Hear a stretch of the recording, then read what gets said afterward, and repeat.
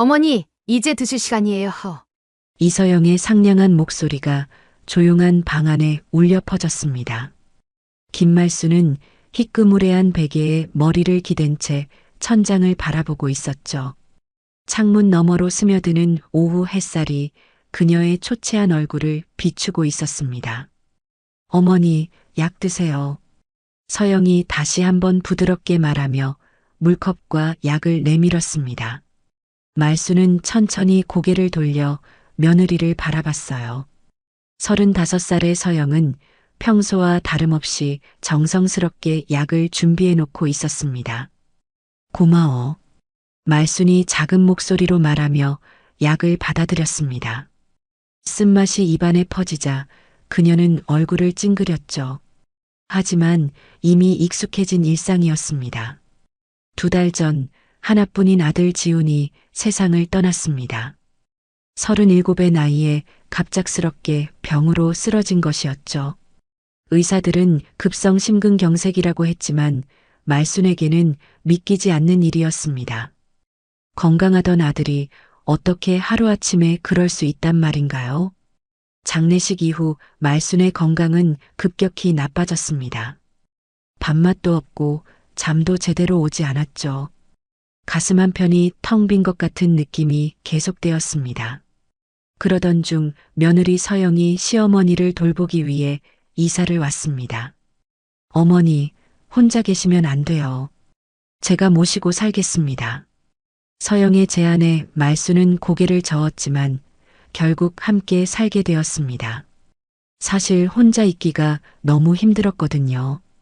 아들 생각만 하면 가슴이 미어지는 것 같았고 눈물이 멈추질 않았습니다. 서영은 정말 헌신적이었습니다. 매일 삼시세끼를 정성스럽게 차려주고 약도 시간에 맞춰 챙겨줬죠. 빨래며 청소며 모든 집안일을 도맡아 했습니다. 아들이 살아있을 때는 얼굴 보기도 힘들었던 며느리였는데 이렇게 극진하게 돌봐주니 고마울 따름이었습니다. 어머니, 오늘 기분은 어떠세요? 서영이 말순의 이마에 손을 올려 열을 재어봤습니다. 따뜻한 손길이 느껴졌지만 말순의 마음은 여전히 공허했습니다. 그냥 그래. 말순이 힘없이 대답했습니다. 사실 매일이 똑같았어요. 아침에 일어나면 아들이 없다는 현실을 다시 깨닫고 하루 종일 그 슬픔을 견뎌내야 했습니다. 서영은 말순의 손을 꼭 잡았습니다. 어머니, 시간이 약이에요. 조금씩 나아지실 거예요. 그 말이 위로가 되었지만 한편으로는 아들을 잊어버리라는 말 같아서 마음이 아팠습니다. 어떻게 자식을 잃은 어미가 그 아픔을 잊을 수 있겠어요. 지훈이가 보고 싶어. 말순의 눈가에 눈물이 맺혔습니다. 서영은 조용히 티슈를 건네며 말순의 등을 토닥여줬습니다. 어머니, 지훈이는 어머니가 아프시는 걸 원하지 않을 거예요. 서영의 목소리에는 진심이 담겨 있었습니다. 말순은 고개를 끄덕였지만 마음 깊은 곳의 아픔은 여전했습니다. 저녁 무렵 서영이 저녁 식사를 준비하는 소리가 부엌에서 들려왔습니다. 말순은 침대에서 일어나 거실로 나갔습니다. 아들이 좋아하던 김치찌개 냄새가 코끝을 스쳤습니다. 어머니, 지훈이가 좋아하던 김치찌개예요. 서영이 밝게 웃으며 말했습니다. 하지만 말순에게는 그 냄새조차 슬픔을 불러일으켰습니다. 더 이상 아들과 함께 먹을 수 없다는 현실이 다시 한번 마음을 짓눌렀습니다. 고마워, 서영아. 말순이 억지로 미소를 지으며 말했습니다. 며느리의 정성을 외면할 수는 없었거든요. 그렇게 하루가 또 지나갔습니다. 밤이 되자 말순은 다시 침대에 누웠습니다. 천장을 바라보며 아들을 생각했습니다. 어린 시절 아프다고 칭얼거리던 지훈이 대학에 합격했을 때 기뻐하던 모습, 서영과 결혼할 때 행복해하던 얼굴. 지훈아, 어머니가 너무 보고 싶다. 말순이 작은 목소리로 중얼거렸습니다. 그러자 옆방에서 설거지를 하던 서영의 소리가 멈췄습니다. 잠시 후 서영이 방문을 살짝 열고 들어왔습니다. 어머니, 괜찮으세요? 응, 괜찮아. 말순이 대답했지만 목소리는 떨리고 있었습니다. 서영은 말순의 곁에 앉아 조용히 말했습니다. 어머니, 지훈이는 하늘에서 어머니를 지켜보고 있을 거예요. 그 말에 말순은 더욱 눈물을 흘렸습니다. 서영은 말순의 손을 잡고 함께 있어줬습니다. 이렇게 슬픔 속에서도 며느리의 정성 어린 돌봄 덕분에 말순은 하루하루를 버텨나가고 있었습니다. 하지만 시간이 지나도 건강은 나아질 기미를 보이지 않았습니다. 오히려 더 악화되어 가는 것 같았습니다. 한 달이 더 지났지만 말순의 건강은 전혀 호전되지 않았습니다. 오히려 더 심해지는 것 같았죠. 가슴이 답답하고 숨이 차는 증상이 자주 나타났습니다. 밤에는 식은땀을 흘리며 깨어나는 일이 많아졌어요. 어머니, 얼굴이 너무 창백하세요. 서영이 걱정스러운 표정으로 말순의 얼굴을 살펴봤습니다. 거울을 보니 정말 혈색이 없어 보였습니다. 이렇게 계속 아픈 것은 단순히 슬픔 때문만은 아닌 것 같았어요. 서영아, 나 병원에 가봐야겠어. 말순이 조심스럽게 말했습니다. 처음에는 시간이 약이라고 생각했지만 이제는 정말 몸에 이상이 있는 것 같았거든요. 하지만 서영의 반응은 예상과 달랐습니다. 어머니, 병원에 가시면 오히려 더 힘드실 거예요. 서영이 고개를 저으며 말했습니다. 이런 상태에서 병원 왔다 갔다 하시면 몸만 더 상할 거예요. 서영의 목소리에는 진심 어린 걱정이 담겨 있었습니다. 말수는 잠시 망설였습니다. 며느리 말에도 일리가 있었거든요. 그래도 정확한 진단을 받아야 하지 않을까? 어머니, 요즘 병원들 얼마나 복잡하고 시끄러운지 아세요? 그런 곳에 가시면 스트레스만 더 받으실 거예요. 서영이 말순의 손을 잡으며 설득했습니다. 차라리 한의원이나 다른 방법을 찾아보는 게 어떨까요? 말순은 고민에 빠졌습니다. 며느리 말이 틀린 것은 아니었지만 그래도 정확한 검사를 받고 싶었어요. 하지만 서영의 걱정하는 모습을 보니 섣불리 고집을 부리기도 어려웠습니다. 그럼 어떻게 하지? 어머니, 제가 좋은 곳을 알아볼게요. 조금만 기다려주세요. 서영이 환하게 웃으며 말했습니다. 말수는 어쩔 수 없이 고개를 끄덕였습니다. 며칠 후 서영이 기다렸다는 듯이 말했습니다. 어머니, 정말 용한 곳을 찾았어요. 용한 곳? 네, 점집이에요.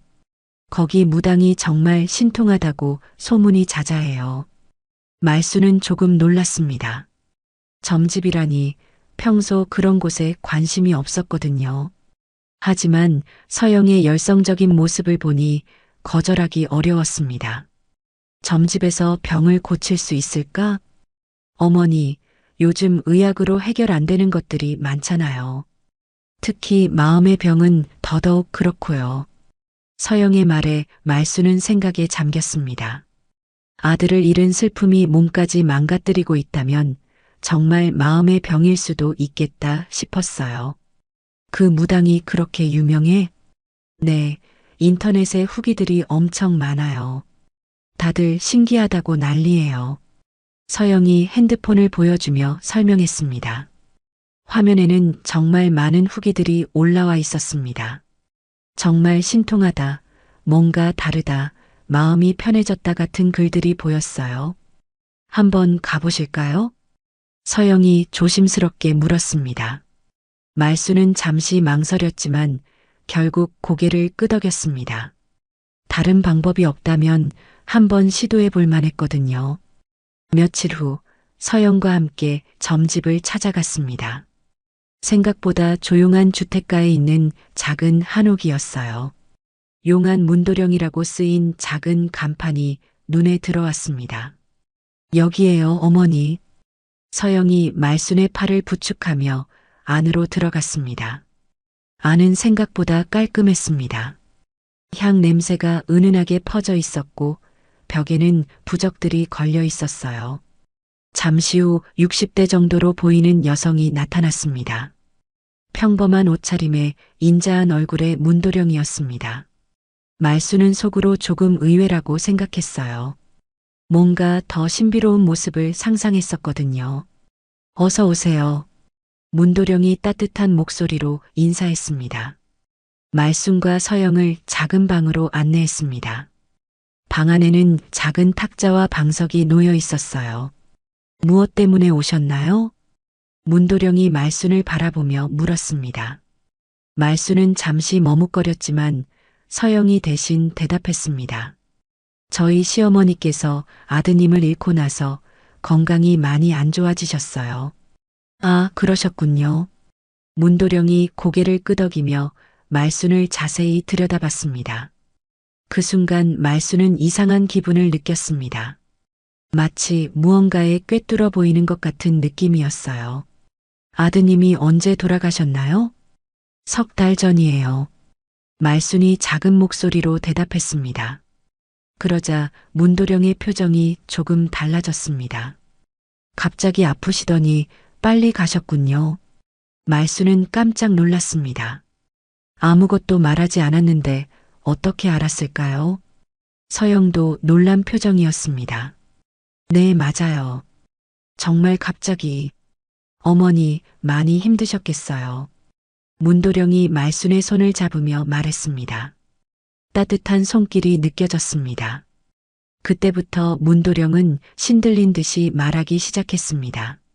말순의 과거 이야기, 아들과의 추억, 심지어 남편이 언제 돌아가셨는지까지 정확하게 맞춰갔습니다.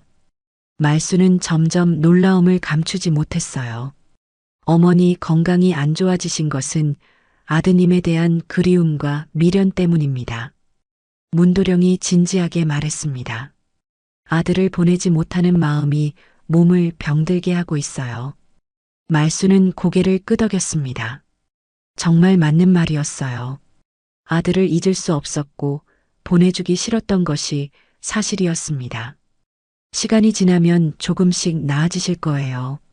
하지만 마음을 비우셔야 해요. 문도령이 여러 가지 조언을 해주었습니다. 대부분 평범한 이야기들이었지만 말순에게는 위로가 되었어요. 그런데 그때였습니다. 서영이 잠시 화장실을 간다며 자리를 비웠습니다. 문도령은 서영이 나가는 것을 확인한 후 조용히 말순에게 다가왔습니다.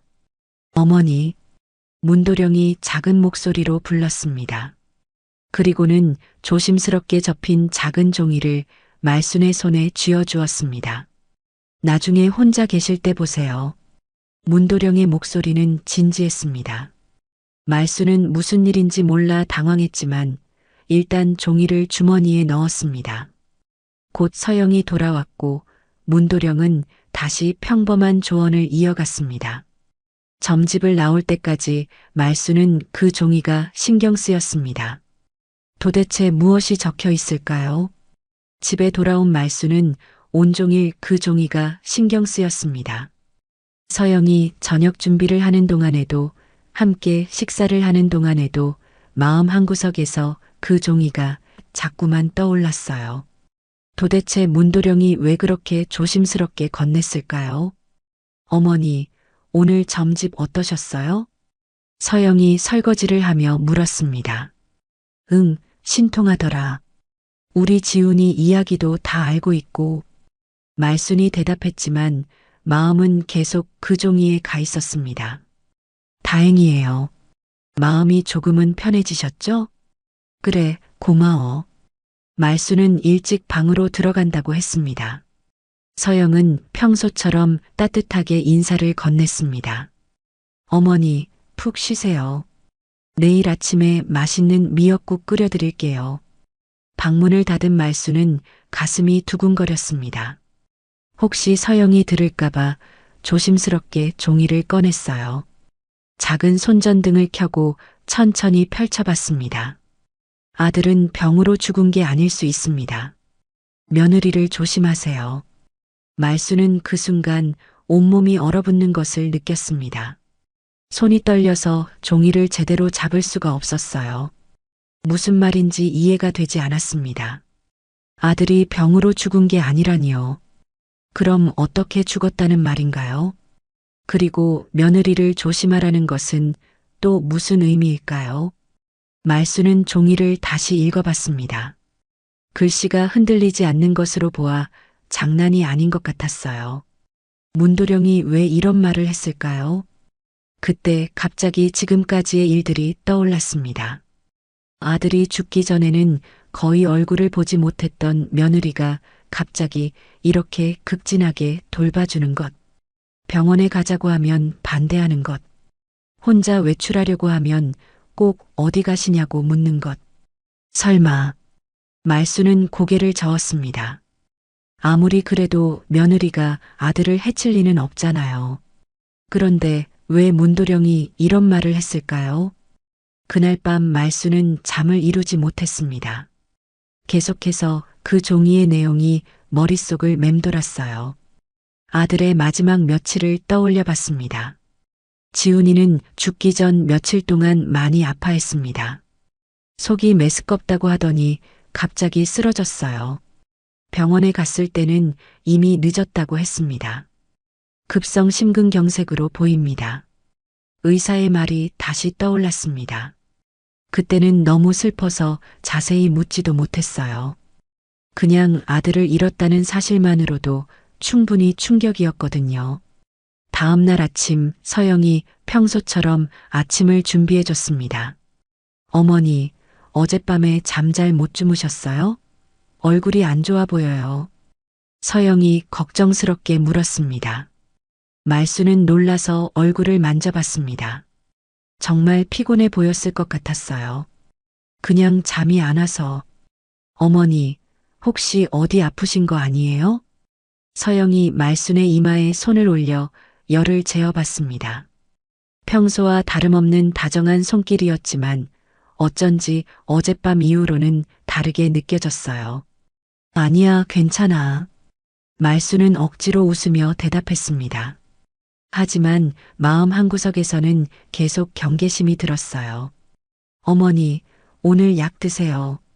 서영이 평소처럼 약을 가져왔습니다. 흰색 알약 2개와 노란색 알약 하나. 매일 먹던 약이었는데 어쩐지 오늘은 다르게 보였어요. 이 약이 뭐 하는 약이었지? 말순이 조심스럽게 물었습니다. 어머니, 혈압약이랑 소화제예요. 벌써 몇 달째 드시고 계시잖아요. 서영이 웃으며 대답했습니다. 말수는 고개를 끄덕였지만 마음이 편하지 않았어요. 그날 하루 종일 말수는 서영을 유심히 관찰했습니다. 평소와 다른 점이 있는지 살펴봤어요. 하지만 서영은 여전히 친절했고 정성스럽게 돌봐줬습니다. 내가 너무 예민해지는 건 아닐까? 말수는 자기 자신을 의심했습니다. 아들을 잃은 충격으로 이상한 생각을 하는 것일 수도 있었어요. 그런데 그때였습니다. 말순이 화장실에 가려고 일어나는 순간 서영이 갑자기 말했습니다. 어머니, 어디 가세요? 화장실. 아, 네. 조심하세요. 별것 아닌 대화였지만 말순에게는 이상하게 들렸습니다. 마치 자신의 행동을 감시하는 것 같은 느낌이었어요. 화장실에서 나오는 길에 말수는 문득 생각해 봤습니다. 요즘 자신이 어디를 가려고 하면 서영이 꼭 물어보는 것 같았어요. 산책을 하러 나간다고 하면 위험하다며 말리고 마트에 가겠다고 하면 제가 다녀올게요라고 하고 혹시 정말 말수는 고개를 저었습니다. 아직은 확신할 수 없었어요. 하지만 점점 의심이 커져갔습니다. 저녁 식사 시간이 되었습니다. 서영이 정성스럽게 차려준 밥상이었지만 말수는 식욕이 없었어요. 계속 그 종이 내용이 머릿속을 맴돌았습니다. 어머니, 왜 안 드세요? 서영이 걱정스럽게 물었습니다. 응, 먹고 있어. 말수는 억지로 숟가락을 들었습니다. 하지만 음식 맛을 제대로 느낄 수 없었어요.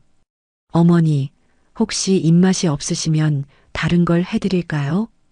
서영은 말순이 다 먹을 때까지 지켜봤습니다. 평소에도 그랬지만 오늘은 더 유심히 보는 것 같았어요. 마치 자신이 차려준 음식을 다 먹는지 확인하는 것처럼. 그날 밤 말순은 다시 그 종이를 꺼내봤습니다. 아들은 병으로 죽은 게 아닐 수 있습니다. 이 말의 진짜 뜻이 무엇일까요? 말순은 결심했습니다. 내일부터는 더 자세히 살펴보기로 했어요. 문도령이 괜히 그런 경고를 했을 리는 없을 테니까요. 밤이 깊어갈수록 말순의 마음은 더욱 불안해졌습니다. 혹시 정말 아들에게 무슨 일이 일어났던 걸까요? 그리고 며느리가 정말 뭔가를 숨기고 있는 걸까요? 말순은 천장을 바라보며 아들을 생각했습니다. 지훈아, 어머니한테 뭔가 말하고 싶은 게 있니? 하지만 대답은 없었습니다. 다만 마음 한구석에서 뭔가 잘못되었다는 느낌만 계속 들었어요. 다음 날 아침 말순은 평소보다 일찍 일어났습니다. 서영이 아침 준비를 하는 소리가 부엌에서 들려왔어요. 말순은 조용히 문틈으로 서영을 관찰했습니다. 어머니, 일어나셨어요? 서영이 밝게 웃으며 인사했습니다. 하지만 어젯밤 이후로 그 미소가 예전과 다르게 보였어요. 응, 잠이 일찍 깼어. 아침 드세요. 오늘은 미역국 끓였어요. 서영이 정성스럽게 차려준 상을 보며 말순은 속으로 생각했습니다. 정말 이 사람이 뭔가를 숨기고 있는 걸까요? 어머니, 약도 드세요. 서영이 평소처럼 약을 가져왔습니다. 말순은 그 약을 유심히 봤어요. 매일 먹던 약이지만 오늘은 다르게 보였습니다. 서영아, 이 약을 언제부터 먹기 시작했지? 어머니, 지훈이가 돌아가신 후에 몸이 안 좋아지셔서 한의원에서 받아온 거예요.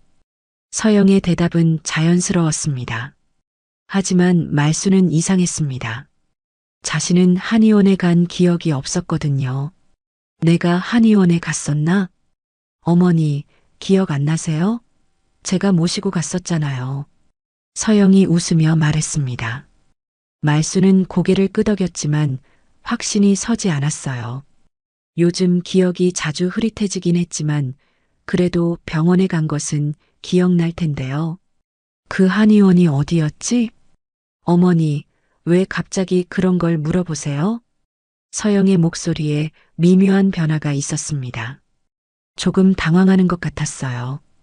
그냥 궁금해서, 집에서 좀 멀었어요.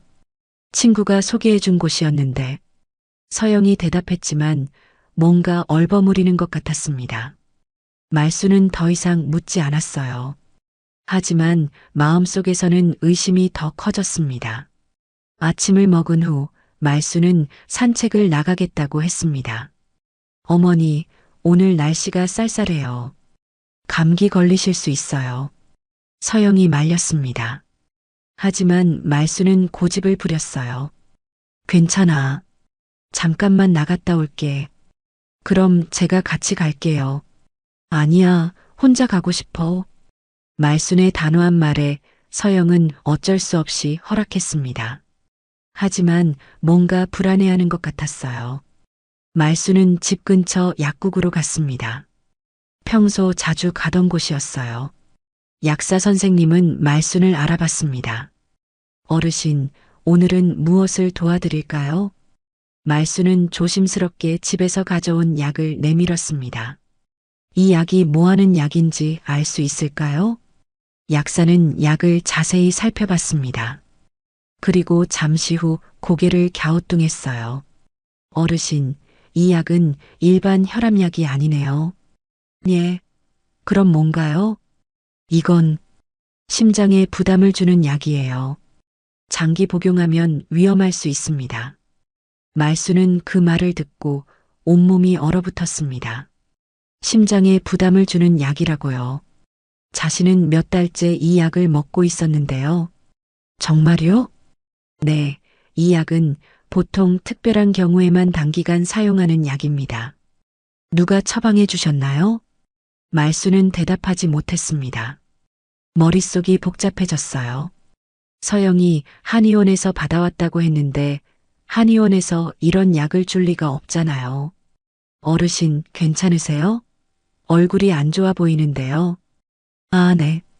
고맙습니다. 말수는 급히 약국을 나왔습니다. 집으로 가는 길에 다리가 후들거렸어요.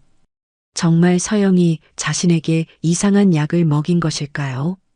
집에 도착하자 서영이 걱정스럽게 마중 나왔습니다. 어머니, 왜 이렇게 늦으셨어요? 걱정했어요. 응, 잠깐 오래 걸렸어. 말수는 애써 평정을 유지했습니다. 하지만 서영을 보는 눈빛이 달라졌어요. 어머니, 얼굴이 안 좋아 보여요. 괜찮으세요? 괜찮아. 그날 저녁 말수는 평소보다 일찍 방으로 들어갔습니다. 서영이 가져온 약을 보며 고민에 빠졌어요. 이 약을 계속 먹어야 할까요? 말수는 결심했습니다. 오늘부터는 약을 먹지 않기로 했어요. 대신 서영이 보는 앞에서는 먹는 척만 하기로 했습니다. 밤이 되자 말수는 더 많은 것들을 생각해 봤습니다. 아들 지훈이가 죽기 전 며칠 동안 아팠던 것, 갑자기 심근경색으로 쓰러진 것, 그리고 지금 자신이 먹고 있는 이상한 약. 혹시 말수는 끔찍한 가능성을 생각했습니다. 설마 서영이 정말 아들을 해친 것일까요? 그리고 지금 자신에게도 같은 일을 하려는 걸까요? 하지만 아직 확실하지 않았습니다. 더 많은 증거가 필요했어요. 말수는 남편과 친했던 장영사를 생각했습니다. 혹시 그분이 도움을 줄 수 있을까요? 다음 날 말수는 서영에게 말했습니다. 서영아, 나 오늘 옛날 친구 만나러 나갈게. 어느 분이세요? 아버님과 친하셨던 장영사님. 서영의 표정이 순간 굳어졌습니다. 하지만 금세 웃음을 지었어요. 어머니, 몸이 안 좋으신데 괜찮으세요? 응, 괜찮아. 오래간만에 만나고 싶어. 그럼 제가 모셔다 드릴게요. 아니야, 혼자 갈 수 있어. 말수는 장영사에게 전화를 걸었습니다. 오랜만에 만나자고 했더니 반가워했어요. 그리고 만날 약속을 잡았습니다. 어머니, 정말 괜찮으세요? 서영이 계속 걱정했습니다. 하지만 말수는 이미 마음을 정했어요. 괜찮아. 금방 다녀올게. 말수는 집을 나서며 뒤를 돌아봤습니다. 서영이 창문 너머로 자신을 지켜보고 있었어요. 그 모습이 어쩐지 무섭게 느껴졌습니다. 장영사와의 만남에서 말수는 모든 것을 털어놓을 생각이었습니다. 문도령의 경고, 이상한 약, 그리고 며느리의 수상한 행동들. 혹시 정말 아들에게 무슨 일이 일어났던 건 아닐까요? 장영사와의 만남 장소는 조용한 찻집이었습니다. 오랜만에 만난 장영사는 말순을 반갑게 맞아주었어요. 하지만 말순의 얼굴을 보더니 걱정스러운 표정을 지었습니다. 말순 씨, 많이 마르셨네요. 지훈이 일로 많이 힘드셨죠? 장영사는 말순의 남편과 함께 일했던 동료였습니다. 은퇴한 지 오래되었지만 여전히 날카로운 눈빛을 가지고 있었어요. 형사님, 사실 급한 일이 있어서 연락드렸어요. 말순은 조심스럽게 말을 꺼냈습니다. 그리고 문도령이 건넨 쪽지 이야기부터 시작했어요. 그래서 약국에 가서 확인해 봤는데 제가 먹고 있는 약이 심장에 부담을 주는 약이라고 하더라고요. 장영사는 말순의 말을 듣더니 표정이 심각해졌습니다. 그 약을 며느리가 가져다 준 거라고 하셨죠? 네, 한의원에서 받아왔다고 했는데 한의원에서 그런 약을 줄 리가 없잖아요. 말순 씨, 혹시 지훈이가 돌아가기 전에 이상한 점은 없었나요? 장영사가 진지하게 물었습니다. 말순은 잠시 생각해 봤습니다. 그때는 워낙 슬퍼서 자세히 생각해 보지 못했는데 지훈이가 죽기 전 며칠 동안 계속 속이 메스꺼워한다고 했어요. 그 외에는요? 서영이가 지훈이 아플 때 특별히 음식을 해줬다고 했어요. 몸보신용이라고 하면서요. 장 형사는 고개를 끄덕이며 메모를 했습니다. 말순 씨, 이런 질문 드려도 될까요? 지훈이 부부 사이는 어땠나요? 글쎄요, 겉으로는 별 문제 없어 보였는데. 하지만 요즘 생각해보니 서영이가 평소에 우리 집에 자주 오지 않았어요. 말수는 점점 더 많은 것들이 떠올랐습니다. 아들이 살아있을 때는 며느리가 거의 얼굴을 보이지 않았는데 아들이 죽자마자 갑자기 극진하게 돌봐주기 시작한 것. 그리고 형사님, 이상한 게 또 있어요. 무엇인가요? 제가 어디 나가려고 하면 꼭 전화가 와요. 마치 감시하는 것 같아요. 장 형사는 더욱 심각한 표정이 되었습니다. 말순 씨, 이거 심각할 수 있겠는데요. 일단 지훈이 사망 당시 상황을 다시 조사해 봐야겠습니다. 그게 가능한가요? 제가 아는 후배들이 있어요. 비공식적으로라도 확인해 볼 수 있을 겁니다. 장 형사는 말순의 손을 잡으며 말했습니다. 말순 씨, 지금부터 조심하세요. 혹시나 하니까 그 약은 절대 먹지 마시고요. 네, 이미 먹지 않고 있어요. 그리고 가능하면 며느리 앞에서는 평소와 다름없이 행동하세요. 의심받으면 안 되니까요. 말수는 고개를 끄덕였습니다. 하지만 마음이 무거웠어요. 정말 며느리가 아들을 해친 것일까요? 찻집을 나올 때 장 형사가 말했습니다. 말순 씨, 혹시 위급한 일이 생기면 언제든지 연락하세요. 고맙습니다, 형사님. 집으로 돌아가는 길에 말수는 복잡한 심정이었습니다. 장 형사가 도와주겠다고 했지만 여전히 불안했어요. 혹시 서영이 자신을 의심하고 있는 건 아닐까요? 집에 도착하자 서영이 마중 나왔습니다. 어머니, 어떻게 다녀오셨어요? 응, 좋았어. 오랜만에 만나서 반가웠어. 말수는 애써 평정을 유지했습니다. 하지만 서영을 보는 눈빛이 예전과 달랐어요. 어머니, 피곤하시죠? 얼른 들어가서 쉬세요. 그래, 조금 피곤하네. 그날 저녁 서영이 평소보다 더 많은 음식을 준비했습니다. 어머니, 오늘 특별히 몸보신용으로 삼계탕을 끓였어요. 말수는 그 말을 듣고 소름이 돋았습니다. 아들이 죽기 전에도 서영이 몸보신용 음식을 해줬다고 했었거든요. 말수는 억지로 웃었습니다. 하지만 그 삼계탕을 먹기가 무서웠어요. 혹시 음식에도 뭔가 넣은 건 아닐까요? 서영이 유심히 지켜보고 있었습니다. 말수는 어쩔 수 없이 조금씩 먹었어요. 하지만 맛을 제대로 느낄 수 없었습니다. 맛있어. 다행이에요. 많이 드세요. 식사 후 서영이 평소처럼 약을 가져왔습니다. 말수는 약을 받아들었지만 먹는 척만 했습니다. 서영이 다른 곳을 보는 사이에 주머니에 넣었어요. 다 드셨어요?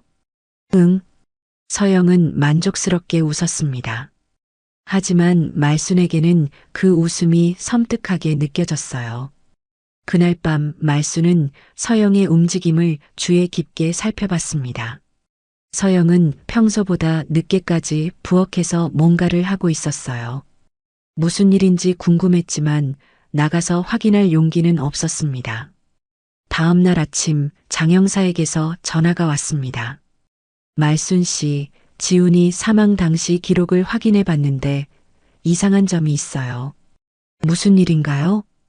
부검소견에 중독 가능성 있음이라고 적혀 있었어요.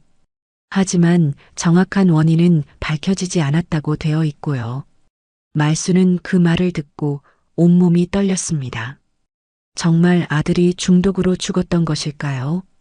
그럼 정말 아직 확실하지 않으니까 성급하게 결론 내리지 마세요. 좀 더 조사해 봐야 해요. 네, 알겠습니다. 전화를 끊고 나서 말수는 더욱 조심스러워졌습니다. 서영이 자신을 의심하지 않도록 평소와 똑같이 행동해야 했어요. 하지만 며칠이 지나면서 서영의 행동도 달라지기 시작했습니다. 말순이 외출하려고 하면 더 강하게 말렸고 전화도 더 자주 걸어왔어요. 어머니, 요즘 왜 자꾸 나가시려고 하세요? 서영의 목소리에 미묘한 경계심이 섞여 있었습니다. 답답해서 잠깐 나가고 싶어. 어머니, 몸이 안 좋으시니까 집에서 쉬세요. 서영의 태도가 점점 더 통제적으로 변했습니다. 마치 말순을 집에 가두려는 것 같았어요. 그날 밤 말순은 결심했습니다. 더 이상 이렇게 지낼 수는 없었어요. 장 형사와 함께 본격적인 조사를 시작해야 했습니다.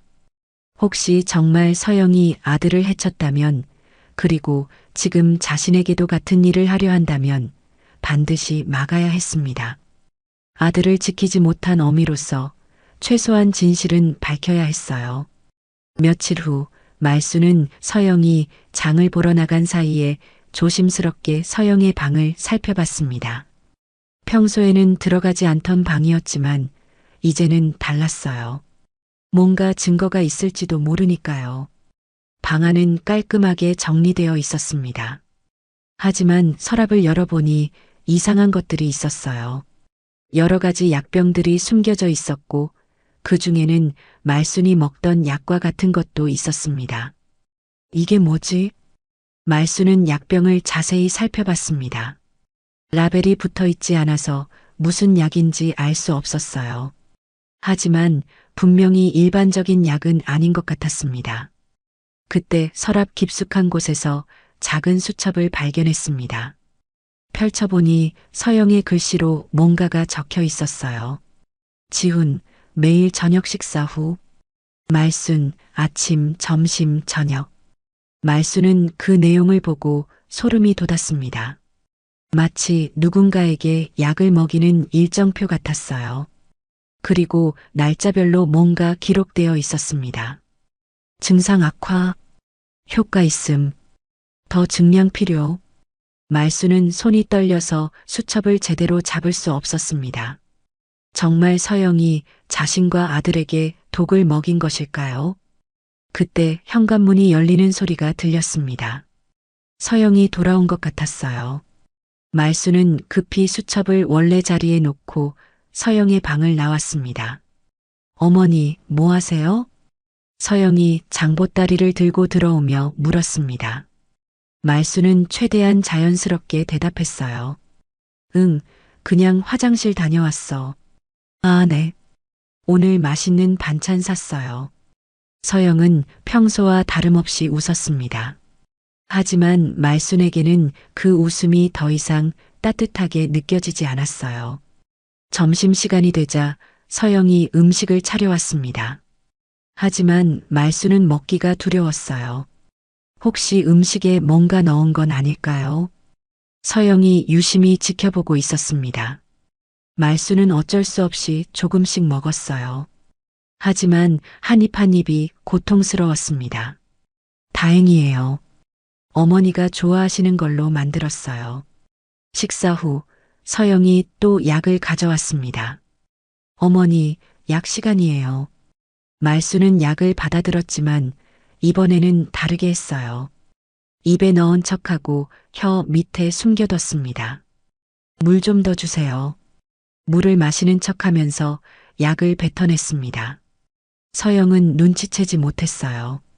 그날 오후 말순은 장 형사에게 전화했습니다. 형사님, 중요한 걸 발견했어요. 말순은 서영의 방에서 본 수첩 이야기를 했습니다. 장 형사는 그 말을 듣고 심각하게 받아들였어요. 말순 씨, 그거 정말 중요한 증거가 될 수 있어요. 그럼 어떻게 해야 하나요? 일단 그 수첩을 다시 확인해 봐야 해요. 가능하면 사진을 찍어 두세요. 그날 밤 말순은 서영이 잠든 후에 다시 그 방에 들어갔습니다. 핸드폰으로 수첩의 내용을 사진으로 찍었어요. 그런데 더 자세히 보니 끔찍한 내용들이 더 있었습니다. 보험금 문의, 수익금 계산, 처분 방법. 말수는 온몸이 떨렸습니다. 정말 서영이 돈을 위해 이런 일을 한 것일까요? 며칠 후 장 형사가 연락을 왔습니다. 말순 씨, 지훈이 명의로 큰 보험이 들어 있었던 것 같아요. 보험이요? 네, 그것도 사망 직전에 보험금이 대폭 늘어났대요. 말수는 그 말을 듣고 모든 것이 명확해졌습니다. 서영이 보험금을 노리고 아들을 해친 것이었어요.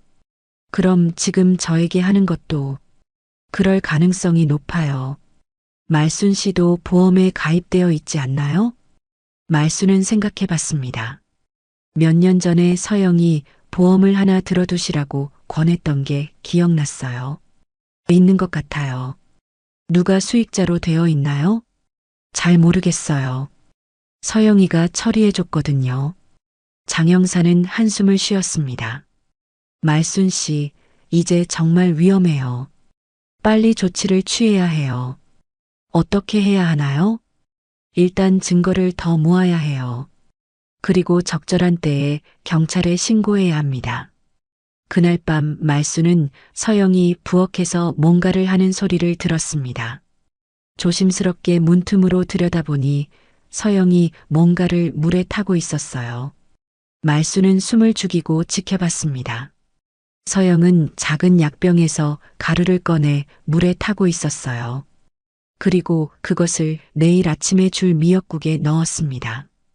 말수는 그 장면을 보고 온몸이 얼어붙었습니다. 정말 서영이 자신을 독살하려 하고 있었어요. 서영이 부엌을 나간 후 말수는 조심스럽게 그 장면을 핸드폰으로 녹화했습니다. 비록 늦었지만 증거는 확보했어요. 다음 날 아침 서영이 평소처럼 미역국을 가져왔습니다. 어머니, 오늘 미역국 맛있게 끓였어요. 말수는 그 국을 보며 소름이 돋았습니다. 어젯밤에 본 그 가루가 들어있을 거라고 생각하니 먹을 수가 없었어요. 하지만 말수는 먹지 않았습니다. 대신 화장실에 간다며 자리를 비운 사이에 국을 화분에 부었어요. 어머니, 다 드셨어요? 응, 맛있었어. 서영은 만족스럽게 웃었습니다. 하지만 말수는 더 이상 참을 수 없었어요. 그날 오후 말수는 장 형사에게 연락했습니다. 형사님, 이제 더 이상 기다릴 수 없어요. 말수는 어젯밤에 본 일과 녹화한 영상에 대해 말했습니다. 장 형사는 그 말을 듣고 즉시 행동에 나서겠다고 했어요. 말순 씨, 이제 정말 위험해요. 오늘 밤부터 저희가 보호해 드릴게요. 말수는 드디어 진실을 밝힐 수 있다는 생각에 마음이 조금 놓였습니다. 하지만 한편으로는 두려웠어요. 정말 며느리와 마주해야 하는 순간이 다가오고 있었거든요. 그날 저녁 서영이 평소보다 더 정성스럽게 저녁을 준비했습니다. 어머니, 오늘 특별한 음식 만들었어요. 말수는 그 말을 듣고 등골이 서늘했습니다. 아마 마지막이라고 생각하고 더 많은 독을 넣었을 거예요. 고마워, 서영아. 하지만 나 오늘 속이 좀 안 좋아서. 어머니, 그래도 조금은 드세요. 몸에 좋은 걸로 만들었어요. 서영이 강하게 권했습니다. 말수는 어쩔 수 없이 조금 먹는 척했지만 실제로는 먹지 않았어요. 그날 밤 말수는 잠들지 않고 기다렸습니다. 언제든지 도망갈 준비를 하고 있었어요. 드디어 모든 것이 끝날 때가 온 것 같았습니다. 다음 날 아침 장 형사가 경찰과 함께 집을 찾아왔습니다. 말수는 미리 연락을 받고 준비하고 있었어요. 서영은 평소처럼 아침을 준비하고 있었습니다. 어머니, 누가 온 것 같은데요? 서영이 현관 쪽을 보며 말했습니다. 말수는 가슴이 두근거렸어요. 드디어 진실을 밝힐 순간이 왔습니다. 아, 장 형사님이 오신다고 했어. 장 형사님이요? 왜 갑자기? 서영의 목소리에 당황스러움이 섞여 있었습니다. 말수는 문을 열어주었어요. 말순 씨, 안녕하세요. 장 형사가 들어오며 인사했습니다. 그 뒤로 경찰관 2명이 따라왔어요. 어머니, 안녕하세요. 저희는 경찰입니다. 서영은 갑작스러운 상황에 당황했습니다. 무슨 일이신가요? 이서영 씨 맞죠? 경찰관이 서영을 보며 물었습니다. 서영은 고개를 끄덕였지만 얼굴이 창백해졌어요. 박지훈 씨 사망건과 관련해서 몇 가지 질문드릴 게 있습니다. 지훈이요? 그건 벌써 끝난 일 아닌가요? 서영의 목소리가 떨리고 있었습니다. 말수는 그 모습을 보며 확신했어요. 정말 서영이 뭔가를 숨기고 있었던 것입니다. 말순 씨께서 제공해 주신 증거들을 검토해 본 결과 재수사가 필요하다고 판단됩니다. 장 형사가 말했습니다. 서영은 말순을 날카롭게 쳐다봤어요. 어머니, 무슨 증거요? 서영아, 너 정말 우리 지훈이한테 뭔 짓을 한 거야? 말순이 떨리는 목소리로 물었습니다. 서영은 당황한 표정을 지으며 고개를 저었어요. 어머니, 무슨 말씀이세요? 저는 아무것도 안 했어요. 그럼 이건 뭐야? 장 형사가 말순이 찍어둔 사진들을 보여줬습니다. 서영의 수첩 내용과 부엌에서 독을 타는 장면이 담긴 영상이었어요. 서영은 그것을 보더니 얼굴이 하얗게 변했습니다. 이건 오해예요. 무슨 오해죠? 경찰관이 냉정하게 물었습니다. 서영은 말을 잇지 못했어요. 그리고 이것도 확인해 봤는데요. 장 형사가 또 다른 서류를 꺼냈습니다. 지훈 씨 명의로 된 보험금이 사망 직전에 대폭 증액되었더군요. 수익자는 당신으로 되어 있고요. 그건 혹시 모를 일에 대비해서 혹시 모를 일이요? 남편이 건강하던데 말이죠. 서영은 더 이상 변명할 수 없었습니다.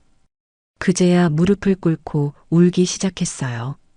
어머니, 저는 그냥 돈이 너무 필요했어요. 돈 때문에 내 아들을 죽였다고? 말순의 목소리에 분노가 담겨 있었습니다. 서영은 계속 울면서 말했어요. 지훈이는 제가 바람 피우는 걸 알았어요. 이혼하자고 했어요. 그래서 죽였단 말이야? 저는 아무것도 가진 게 없었어요. 이혼하면 정말 아무것도 남지 않았을 거예요. 서영의 고백을 들으며 말수는 온몸이 떨렸습니다. 정말 돈과 자신의 이익을 위해 아들을 죽인 것이었어요. 그럼 나한테 한 것도 어머니도 보험에 가입하셨으니까. 서영이 작은 목소리로 말했습니다. 말수는 그 말을 듣고 분노가 치밀었어요. 이 악마 같은 년아, 내가 너를 딸처럼 생각했는데. 말순이 서영을 향해 소리쳤습니다. 평생 이렇게 화를 낸 적이 없었어요. 어머니, 죄송해요. 정말 죄송해요. 서영은 계속 사과했지만 이미 늦었습니다. 경찰관이 수갑을 꺼냈어요. 이서영 씨 살인 혐의로 체포합니다. 어머니. 서영이 끌려가면서 말순을 불렀습니다. 하지만 말순은 돌아보지 않았어요. 집이 조용해진 후 말순은 주저앉아 울기 시작했습니다. 모든 것이 끝났지만 아들은 돌아오지 않았어요. 말순 씨, 힘내세요. 장 형사가 말순의 어깨를 토닥였습니다. 지훈이가 진실을 밝혀달라고 했을 거예요. 형사님, 고마워요. 정말 고마워요. 말순은 눈물을 흘리며 감사를 표했습니다. 장 형사가 아니었다면 진실을 밝힐 수 없었을 거예요. 며칠 후 서영의 재판이 시작되었습니다. 말수는 법정에 증인으로 출석했어요. 서영은 피고석에 앉아 고개를 숙이고 있었습니다. 피고는 피해자 박지훈 씨에게 장기간에 걸쳐 독성 물질을 투여했으며 같은 방법으로 시어머니인 김말순 씨에게도 해를 가하려 했습니다. 검사가 기소 내용을 읽었습니다. 말수는 그 말을 들으며 다시 한번 분노를 느꼈어요.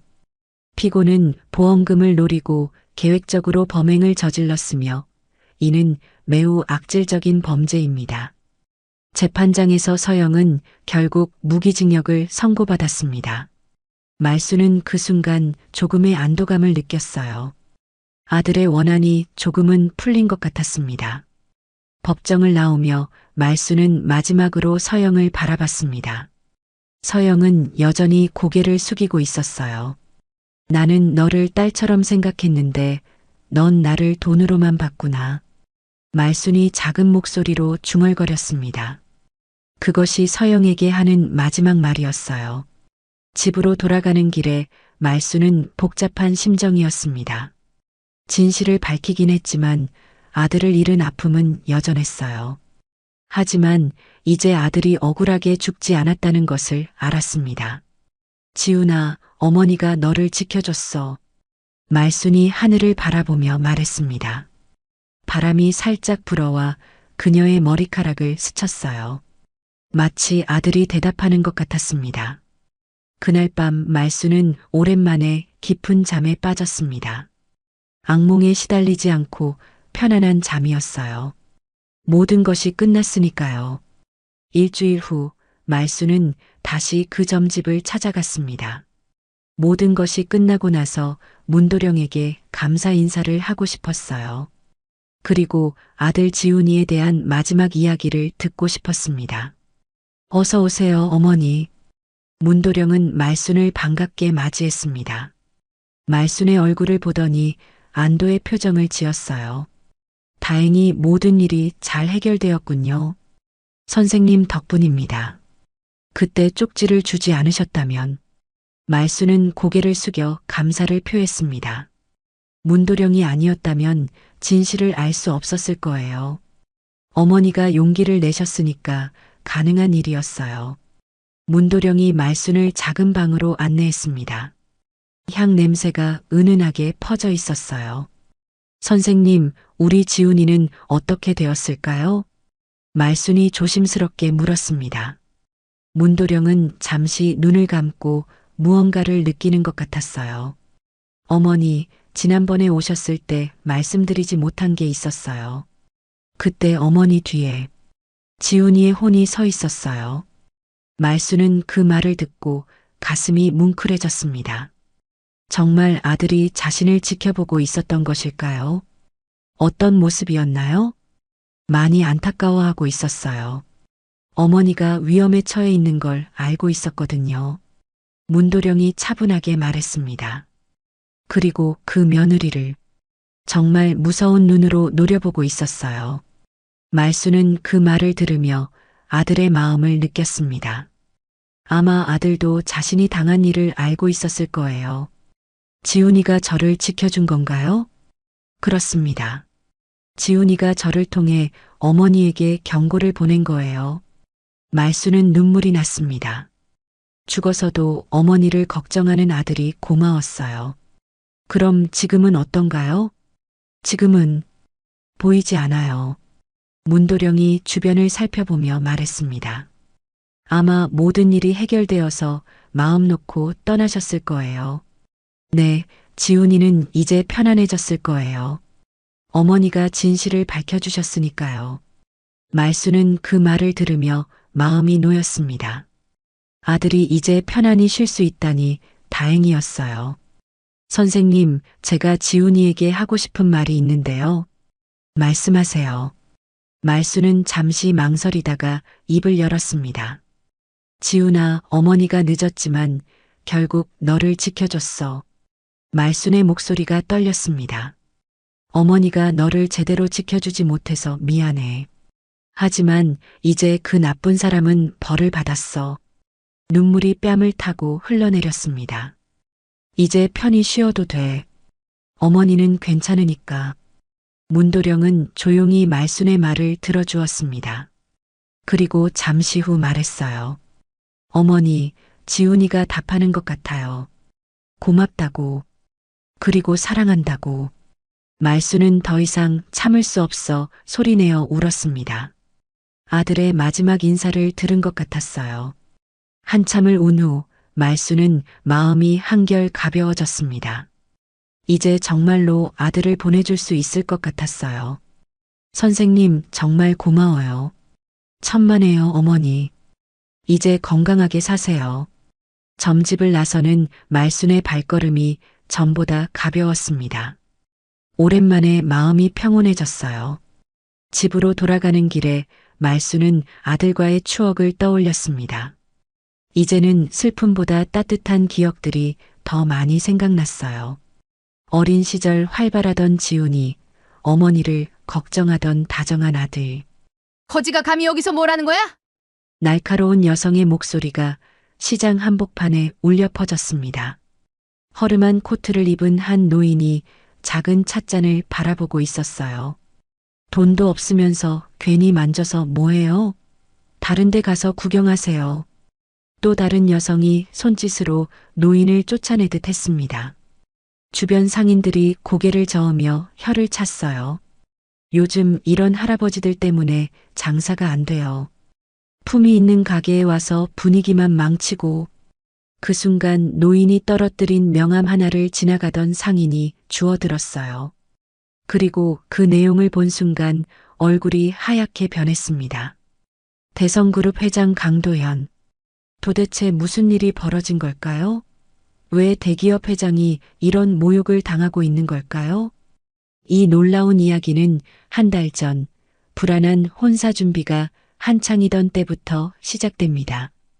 늦가을 저녁 강도현 회장은 대성그룹 본사 70층 사무실에서 서울 시내의 불빛을 내려다보고 있었습니다. 70세가 넘은 나이에도 그의 어깨는 고닫고 눈빛은 여전히 예리했어요. 아버지, 미라와의 결혼 준비가 거의 끝났습니다. 아들 민호가 들어와 밝은 목소리로 말했습니다. 40대 초반의 민호는 예비 아내를 진심으로 사랑했어요. 얼굴에는 행복한 미소가 가득했습니다. 그래, 수고 많았다. 강 회장은 짧게 답했지만 마음 한구석이 편치 않았어요. 지난 6개월 동안 예비 며느리 윤미라를 지켜본 결과가 계속 신경 쓰였거든요. 30대 후반의 윤미라는 분명 아름다운 여성이었습니다. 항상 단정한 옷차림에 품위 있는 말투를 유지했죠. 하지만 강 회장의 예리한 관찰력으로는 다른 면도 보였어요. 모임 자리에서 윤미라의 시선은 늘 명품 핸드백과 비싼 보석에 머물러 있었습니다. 다른 사람들과 대화할 때도 상대방의 옷차림부터 훑어보는 습관이 있었어요. 미라 씨 어머니도 준비에 열심이시더군요. 민호가 덧붙이며 웃었습니다. 윤미라의 어머니 박 여사는 60대 후반의 여성으로 사교 모임마다 빠지지 않고 참석했어요. 우리 딸은 미모와 교양으로 최고의 집안을 빛낼 사람이에요. 명문대 출신의 외국어도 잘하고 이런 혼사는 정말 하늘이 내린 복이죠. 박 여사가 지난주 만찬에서 한 말이 강 회장의 귀에 다시 들려왔습니다. 그녀의 목소리에는 딸에 대한 사랑보다는 집안의 지위와 재산에 대한 욕심이 더 크게 느껴졌어요. 아버지, 표정이 좀 어두우시네요. 혹시 걱정되는 일이라도. 아니다. 그냥 생각이 많아서. 강 회장은 고개를 저었지만 속마음은 복잡했습니다. 며칠 전 자선 행사에서 본 장면이 계속 머릿속에 맴돌았거든요. 그날 행사장에는 회사 창립 때부터 함께해온 동료들의 부모님들이 많이 참석하셨어요. 대부분 80세가 넘은 분들로 소박한 옷차림이었습니다. 윤미라와 박 여사는 그분들을 보며 노골적으로 불편해했어요. 저런 분들이 왜 이런 자리에 오시는지 모르겠어요. 행사 품격이 떨어지잖아요. 박 여사가 윤미라의 귀에 속삭인 말이었습니다. 하지만 목소리가 제법 커서 주변 사람들이 들을 수 있었어요. 맞아요, 엄마. 좀 분위기가 어색해져요. 윤미라도 고개를 끄덕이며 동조했습니다. 그 모습을 본 강 회장은 가슴이 답답했어요. 그날 밤 강 회장은 혼자 서재에 앉아 아내의 사진을 바라봤습니다. 20년 전에 세상을 떠난 아내는 생전에 항상 이런 말을 했어요. 여보, 사람을 판단할 때는 겉모습이 아니라 마음을 봐야 해요. 특히 어려운 사람을 대하는 태도에서 진짜 인격이 나온다고요. 아내의 목소리가 귀에 생생하게 들려왔습니다. 돈이나 지위가 있을 때만 친절한 사람들이 있어요. 그런 사람들은 진짜 어려울 때 등을 돌리죠. 강 회장은 아내의 일기를 꺼내 다시 읽어봤어요. 아내가 남긴 마지막 글이 눈에 들어왔습니다. 우리 민호가 결혼할 때는 꼭 마음 착한 사람을 만났으면 좋겠어요. 돈이나 체면보다는 진심을 아는 사람 말이에요. 강 회장은 깊은 한숨을 쉬었습니다.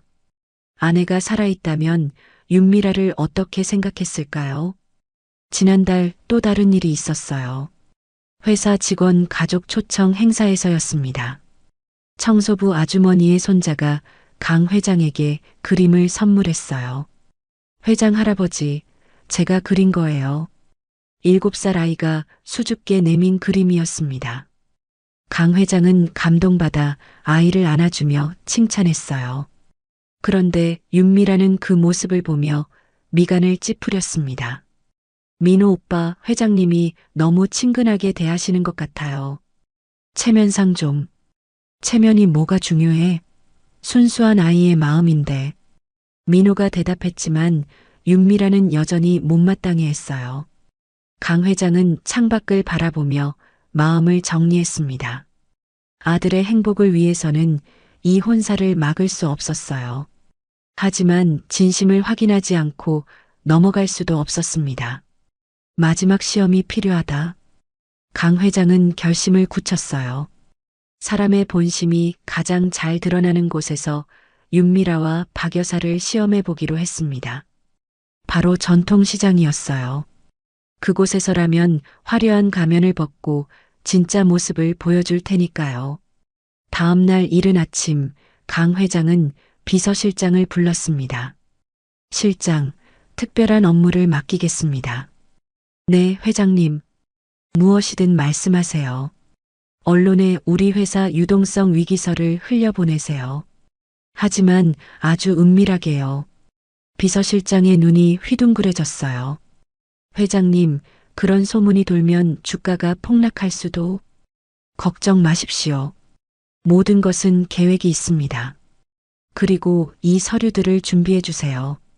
강 회장이 건넨 것은 가짜 은행 잔고 증명서와 부도 직전이라는 허위 회계 보고서였어요. 경영진 퇴출이라는 내용까지 들어 있었습니다. 물론 완벽하게 조작된 것들이었습니다. 이것들은 절대 외부에 유출되면 안 됩니다. 오직 한 사람에게만 보여줄 거예요. 알겠습니다, 회장님.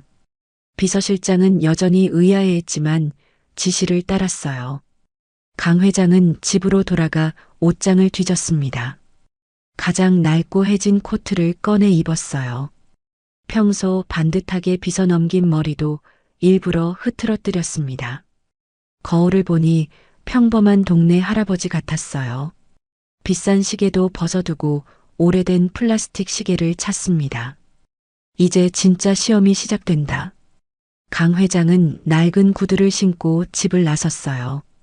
한편 서울 종로의 한 전통시장에서는 윤미라가 친정어머니 박 여사와 함께 바쁘게 움직이고 있었습니다.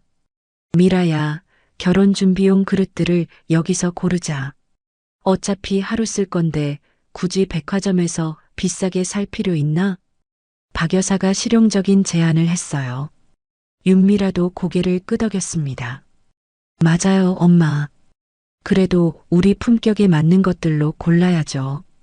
두 사람은 시장 안쪽의 작은 그릇 가게에서 상인과 협상했어요. 아줌마, 우리가 하루만 장사하게 해주세요. 결혼 준비용 물건들 사려고 하는데. 그래도 되겠어요? 그럼 자리세만 조금 받을게요. 친절한 상인 덕분에 윤미라와 박 여사는 가게 한쪽에 임시 판매대를 차릴 수 있었어요. 멀리서 이 모습을 지켜보던 강 회장은 신문을 펼쳐들고 벤치에 앉았습니다. 예비 며느리의 진짜 모습을 확인할 시간이었어요. 오전 10시쯤 시장에 손님들이 하나둘 늘어나기 시작했습니다. 첫 번째 손님은 깔끔한 양복을 입은 중년 남성이었어요.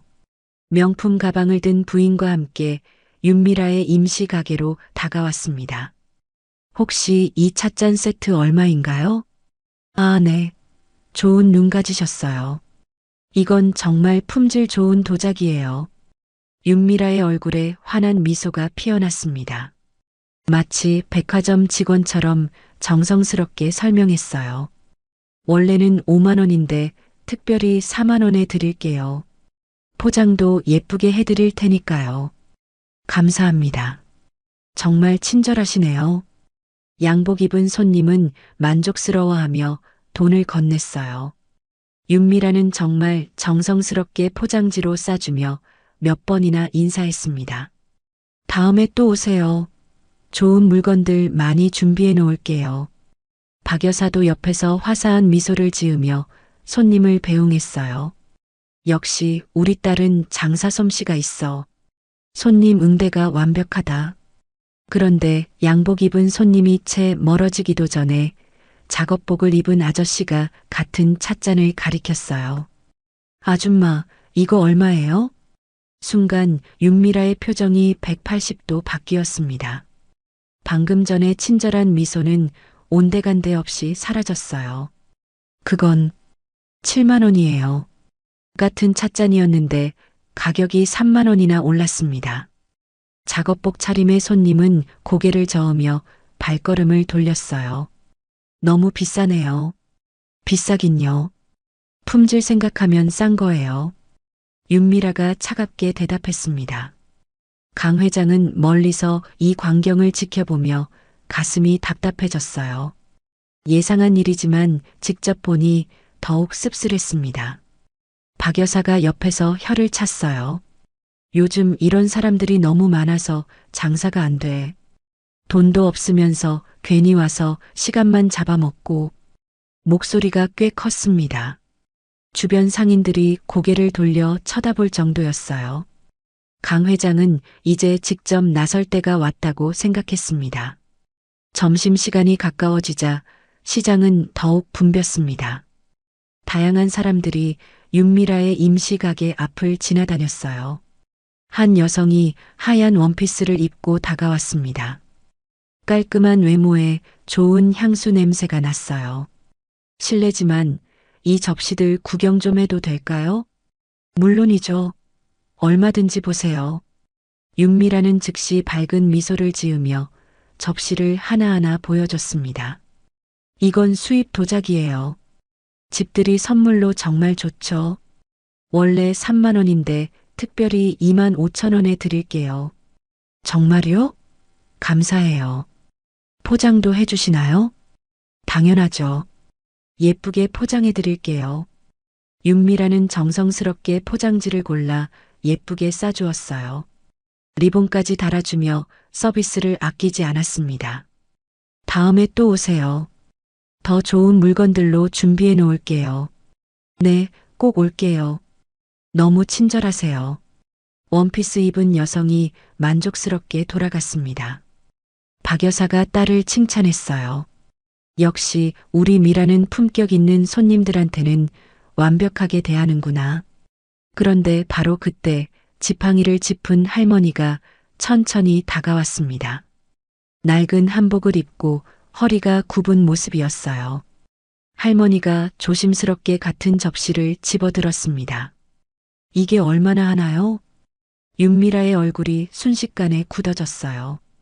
방금 전의 친절함은 어디로 갔는지 차가운 시선으로 할머니를 바라봤습니다. 그건 만지시면 안 돼요. 비싸거든요. 얼마나 하는지만 물어봐도 5만 원이에요. 아니, 6만 원. 같은 접시를 방금 전에는 2만 5천 원에 팔았는데 할머니에게는 2배가 넘는 가격을 불렀어요. 할머니는 놀라며 손을 뒤로 빼셨습니다. 그렇게 비싸군요. 죄송해요. 비싸긴요. 이런 좋은 물건 값이 그렇죠. 박 여사가 옆에서 냉정하게 말했어요. 할머니, 이런 데서는 눈으로만 보시는 게 좋을 것 같아요. 깨뜨리시면 물어내셔야 하거든요. 할머니는 마음이 상한 듯 고개를 숙이며 자리를 떠났습니다. 주변 상인들이 이 광경을 보며 수군거렸어요. 저런 태도가 어디 있나? 같은 물건인데 손님마다 가격이 다르네. 할머니께 저렇게 대해도 되나? 하지만 윤미라와 박 여사는 전혀 개의치 않았어요. 오히려 더 당당한 표정을 지었습니다. 요즘 세상이 왜 이런지 모르겠어요. 사지도 못할 거면서 괜히 와서 만지고. 박 여사가 큰 소리로 불평했습니다. 그때 운동복을 입은 젊은 남성이 다가왔어요. 깔끔해 보이는 외모였습니다. 안녕하세요. 혹시 저 화분 얼마인가요? 아, 네.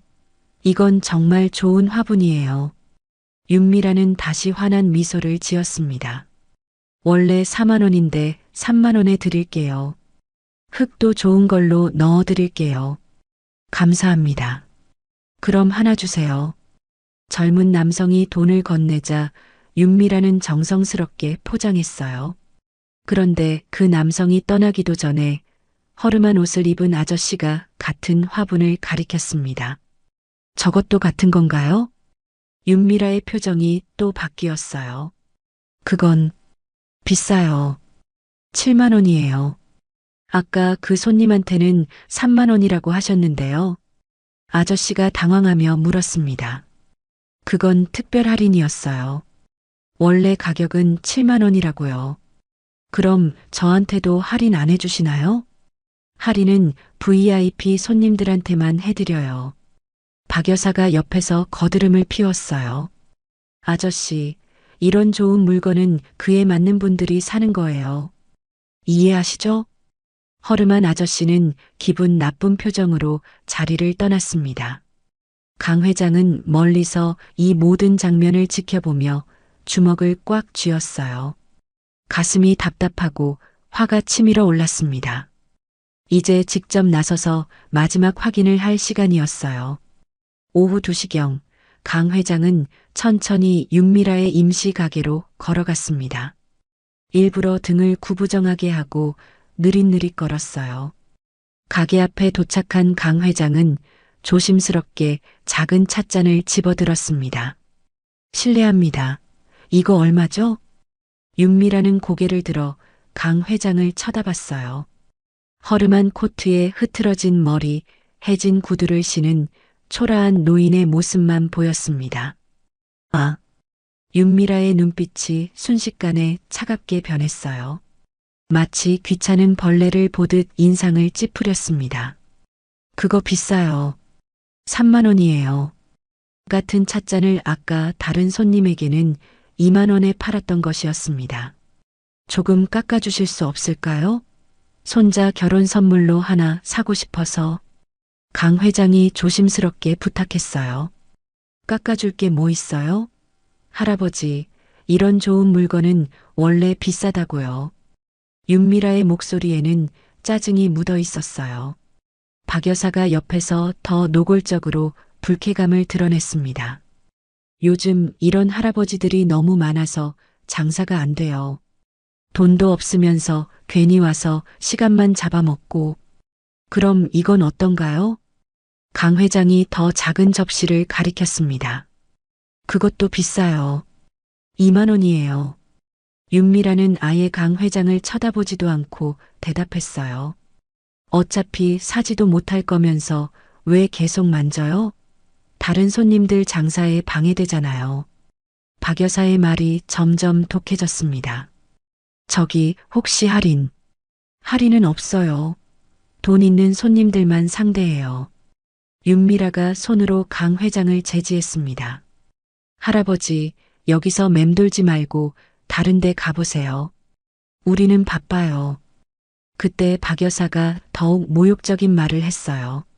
진짜 요즘 이런 몰골로 다니는 사람들은 시장에도 못 들어오게 해야 해요.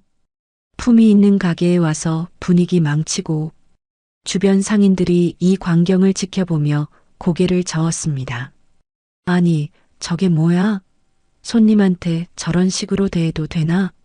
저 할아버지가 뭘 잘못했다고. 참 보기 민망하네. 하지만 윤미라와 박 여사는 주변 시선을 전혀 신경 쓰지 않았어요. 강 회장은 잠시 서성거리다가 일부러 명함을 하나 떨어뜨렸습니다. 대성그룹 회장 강도연이라고 적힌 명함이었어요. 하지만 윤미라와 박 여사는 바닥에 떨어진 명함을 보지도 않았습니다. 강 회장을 그저 초라한 노인으로만 여겼거든요. 할아버지, 정말 가세요. 여기서 계속 맴돌면 다른 손님들이 오지 않아요. 박 여사가 손짓으로 쫓아내듯 했습니다. 그래요, 할아버지. 이런 데는 할아버지한테 안 맞아요. 윤미라도 냉정하게 말했어요. 강 회장은 마음속으로 깊은 한숨을 쉬며 천천히 자리를 떠났습니다. 그 순간 시장 한쪽에서 지켜보던 상인이 떨어진 명함을 주워들었어요. 이거 대성그룹. 상인의 눈이 휘둥그레졌습니다. 하지만 강 회장은 이미 멀어진 뒤였어요. 윤미라와 박 여사는 여전히 모르고 있었습니다. 방금 전 자신들이 무시하고 쫓아낸 사람이 바로 예비사위의 아버지라는 것을. 엄마, 오늘 정말 이상한 사람들이 많이 왔네요. 그러게 말이야. 돈도 없으면서 좋은 물건만 보려고 하고 앞으로는 손님을 더 잘 골라서 받아야겠어요. 두 사람은 전혀 반성하지 않았어요. 오히려 자신들이 옳다고 생각했습니다. 멀리서 명함을 주운 상인이 다가왔어요. 아주머니들, 혹시 아까 그 할아버지 아세요? 아니요, 모르는 사람이에요. 왜요? 이 명함이 그분 것 같은데. 상인이 명함을 보여주자 윤미라와 박 여사의 얼굴이 하얗게 변했습니다. 이게 뭐예요? 대성그룹 회장님 명함인 것 같은데요. 윤미라는 명함을 받아들고 손이 덜덜 떨렸어요. 박 여사도 얼굴이 새파래졌습니다. 설마. 하지만 이미 늦었어요. 강 회장은 이미 사라진 뒤였고 그들의 진짜 모습은 모두 확인됐습니다. 그날 저녁 8시 강 회장은 정장을 차려입고 윤미란의 집을 찾아갔습니다. 평소의 위험 있는 모습으로 완전히 돌아온 것이었어요. 초인종을 누르자 윤미라가 문을 열었습니다. 어머, 회장님, 갑자기 어떻게... 윤미라의 얼굴은 이미 창백했어요. 오후에 있었던 일이 계속 머릿속을 맴돌았거든요. 안녕하세요, 회장님. 박 여사도 어쩔 줄 몰라 하며 인사했습니다. 들어가도 될까요? 중요한 이야기가 있어서 왔습니다. 네. 어서 들어오세요. 거실에 앉은 강 회장은 잠시 침묵했어요. 윤미라와 박 여사는 초조하게 기다렸습니다. 오늘 시장에서 만났는데 알아보지 못하시더군요. 강 회장이 차분히 말했습니다. 회장님, 정말 죄송해요. 그때 정신이 없어서. 윤미라가 급히 사과했어요. 아니에요. 그런 일로 온 게 아닙니다. 강 회장은 가방에서 서류 봉투를 꺼내 테이블에 올려놓았어요. 사실 더 심각한 문제가 있어서 직접 와서 말씀드리려고 합니다. 첫 번째 서류를 꺼내자 신문 기사가 나왔어요. 대성그룹 유동성 위기 심각, 부도 가능성 높아라는 충격적인 제목이었습니다. 이게 무슨 말씀이세요? 박 여사가 떨리는 목소리로 물었어요. 어제 오후에 터진 일입니다. 주요 거래처에서 대금 지급을 연기하면서 자금 사정이 급격히 악화됐어요. 강 회장의 목소리에는 진짜 절망이 묻어 있는 것 같았습니다. 회사 사정이 이 정도로 나빠질 줄은 몰랐는데 이번 달 안에 큰 결정을 내려야 할 것 같습니다. 두 번째 서류를 꺼내자 은행 잔고 증명서가 나왔어요. 모든 계좌 잔고가 영원으로 표시돼 있었습니다. 윤미라의 얼굴이 더욱 창백해졌어요. 회장님, 설마 이게... 개인 자산도 회사 채무 변제를 위해 모두 동결됐습니다. 이 집도 다음 주에 처분해야 할 상황이에요. 세 번째 서류는 부동산 처분 계획서였습니다. 강 회장의 모든 재산이 매각 대상으로 올라 있었어요. 박 여사가 서류를 집어들고 자세히 살펴봤습니다. 공인된 도장과 서명이 모두 찍혀 있었어요. 이럴 수가. 은행에서도 추가 대출을 거부했고 주주들도 등을 돌리고 있는 상황입니다. 강 회장이 마지막 폭탄을 터뜨렸어요. 민호에게는 아직 말하지 마세요. 충격이 클 테니까요. 하지만 결혼식은 어떻게 하죠? 윤미라가 다급하게 물었습니다. 일단 간소하게 치러야겠죠. 아니면 강 회장이 말을 흐렸어요. 윤미라와 박 여사는 그 빈 공간에서 무서운 가능성을 읽었습니다.